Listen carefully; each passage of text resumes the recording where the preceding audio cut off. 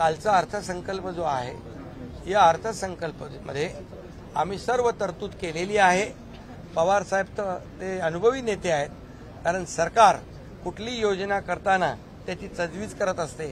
आज तर मुख्यमंत्री लाडकी बहीण योजनेचा GR काढला आम्ही आणि GR सभागृहात दिला विरोधी पक्षनेत्यांकडे। त्यामुळे हे सर्व GR निघतील, त्यांच्या खात्यामध्ये डीबीटीने पैसे जातील थेट अकाउंटमध्ये। त्यामुळे कुणी याच्यावर आता राजकीय भाष्य करू शकतात, हे जुमले वगैरे, कारण ज्यांनी यापूर्वी खोटी आश्वासनं दिली, शेतकऱ्यांचे पैसे आम्ही कर्जफेड करतो, जे रेग्युलर कर्जफेड करतात त्यांचे 50,000 रुपये इन्सेंटिव्ह देतो म्हणून मागच्या महाविकास आघाडी सरकारने निर्णय घेतला, पैसे दिले नाही, पैसे आम्ही देतोय, त्याची पूर्तता आम्ही करतोय।